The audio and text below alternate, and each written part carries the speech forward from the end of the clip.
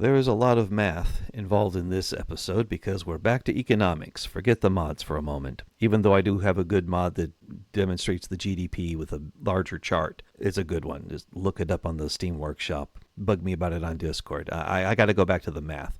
All right, this is 1906, and this is the main branch of the save game that I had been working on with the previous videos on industrialization. And you can see a change in the rate of growth for Russia, a major change right here. Last 10 years of play. I had stopped at 1896 and I had posted some other videos and was taking comments, was looking them over, and then I saw this comment here, which resulted in a conversation. All right, he says, prioritizing schools is good advice, but the rest, suboptimal.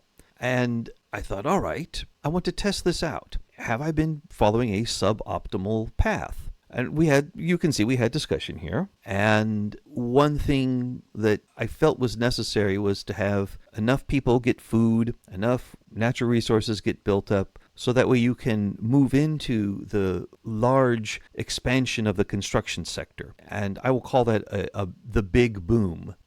A boom, for those who don't know, is an economic time where everything is prosperous and progressing rapidly. It's a explosion of activity, you could say. All right, whoops. And you can see definitely when I took that advice and he said, build more construction, you're holding yourself back. I did that, and wow, I really was holding myself back. It took off dramatically. We were around 1 point, back in 1886.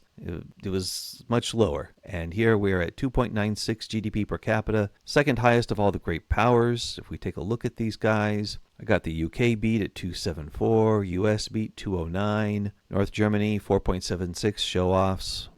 French Republic 294, I've got them beat. Austria, now I'm better than them, 2.29. Kingdom of Spain 224, don't even get me started. So yes, my boom was very successful. Russia was ready in 1896 for that. Then I had to ask, though, should I have taken that advice sooner? I have saved games from roughly every 10 years in the game. Why not load an old save and then proceed forward, and then I can compare it, play it for 10 years, then compare it to another save game and see if I'm able to make the same progress. Because again, here, that's just 10 years, and you see that sudden sharp swing up. In economics, this is called the hockey stick on a graph. You see a normal, slow rate of growth. It's not a curve anymore. It's a sharp change in the rate of growth upward. A hockey stick.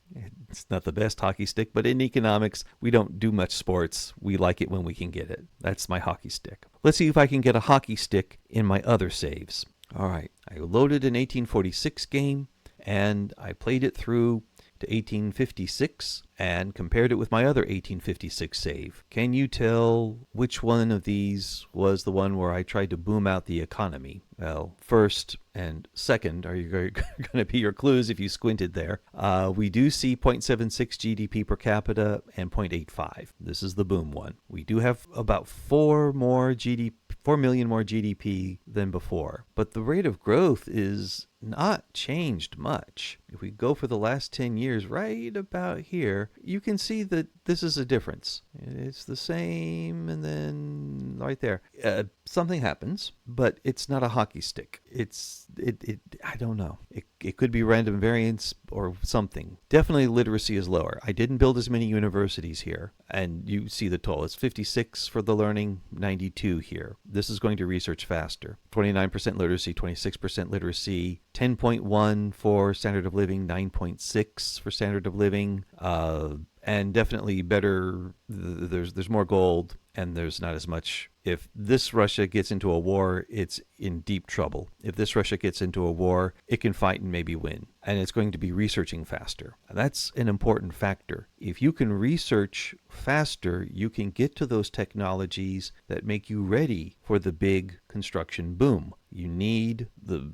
better steel technology. You need the level after Bessemer. You need better glass making technology. The plastics is fantastic for that. And you need the level 3 construction. So these are ones where I'm going to get those faster, because of my education base. And even if I have more universities than I need to justify this level of research, I'm going to get people more literate faster. So that makes me scratch my head. At what point do we say we have enough universities out there and let the schooling handle the rest? And at what point do we say we don't have enough? I still haven't figured that one out. But I think there definitely is something to be said for placing more universities in more places. But also, the technology wasn't ready. The boom, I think, harmed the nation. It started too soon. So let's look at adding more construction at a later point in the game. Okay, so I started in 1876 and thought, let me check this later date, see if that's the time to do it. And you can see here's the path that it follows, and you're able to see a similar path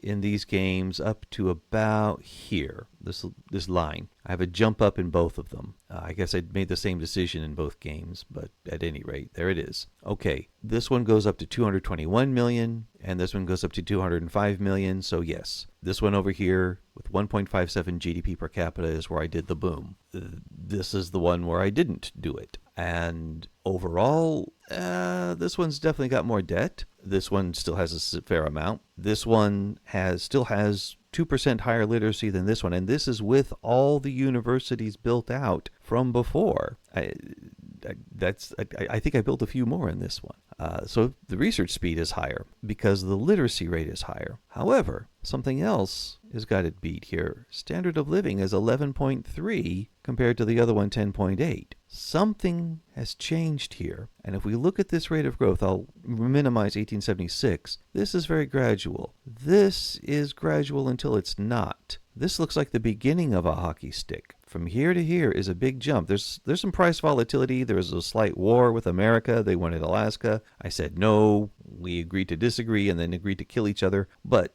definitely from here to here is a big jump. And this is right about where I got the technology to get the better steel. I'm working on the plastics, but definitely we have the better construction method, and we built out steel and glass capacity to handle that. This has resulted in a sharp jump in our GDP. And this, I think, makes me more firm in my belief that there is preparation necessary. You don't just build a lot of construction. I'll confess I tried one game as France where I just said, all right, I'll just build out a lot of construction capacity, get all that ready to go, and then I'll start adding other buildings. My people were very hungry, very angry. The construction was running us into debt. I was thinking, well, don't worry. As soon as I have maxed out construction in Normandy, I'll start building things there. And before the construction got maxed out in Normandy, we had a popular revolution. So no, build out more construction, yes, but alongside other things, especially the food that the people need, especially the items that make their standard of living improve to where they're not struggling, they're not starving. Then you've got a calm population. The series is, of course, more money, less revolution. If I improve the standard of living, I won't have as many revolutions, and the nation is calmer. And although this one has a higher standard of living, I was getting more revolutions in this particular run because I wasn't developing backwater areas. Those backwater areas were rising in rebellion against me, and also I had to raise taxes quite a lot. Whereas in this one, I was mindful of taxes, keeping them low, and even though the standard of living is lower, it's more evenly spread, and I had fewer rebellions in this run. But absolutely, the technology makes it ready. Once you have the technology for level 3 construction, there's no excuse. Start building it out. And maybe what I could do is maximize my construction capacity in areas that I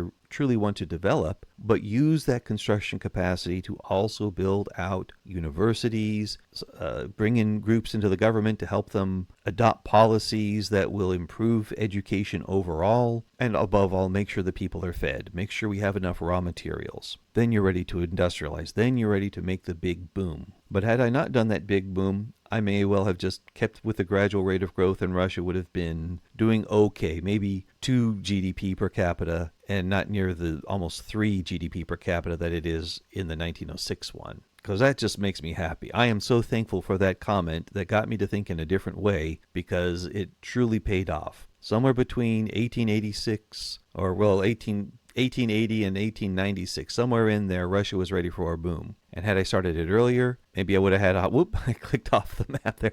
Maybe it would have been a much higher swing up. But definitely when you're industrializing, make sure you've got the literacy, make sure you've got the education and the innovation that's backing you up. And I know the North German Federation has got to be doing lots of research because they have 82.5% literacy. And yeah, I now see they're also trying to antagonize me. Well, that's a concern. But with 82.5% literacy, they can definitely innovate faster and develop their own economy faster. And that points to how important it is to invest in education in the early game, because that will compound towards the later game. How much to invest? Again, I don't know exactly the number. We're just going with gut feelings here. But it's something that is important to do. Just as it's important to make sure your people are fed, it's important to make sure your people are educated. And once the education has produced sufficient technology to make you ready for the big boom, make the big boom. I hope you are thinking about your responses. I hope you are thinking about what you would have to say to add to this discussion, to add to this thinking, because I want to hear from you. If you can tell me something that I can learn from,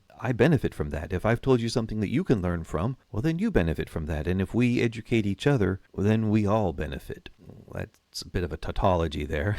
I've stated the obvious. But yes, I really do want to know what you have to say, what you have to think about these things, and then we can have more discussion and give me more ideas to do for the videos. I'm going to conclude my series on Russia at this point because I think I've made it clear that you can start with a Russia at the beginning of the game with very low GDP per capita ratio and bring it up to one where it is truly gigantic on the stage and able to stand against the other great powers, not just in terms of might, but in terms of economic weight. I've taken the starting GDP and it's now 6 times the GDP per capita that it was at the beginning of the game. Now it's time to try another series. I have a request for a Let's Play, and I'll look over and find a nation that will help to illustrate all the different mechanics of the game so I can talk about them as they come up. Thank you for watching, and I hope all your diplomatic plays go according to plan.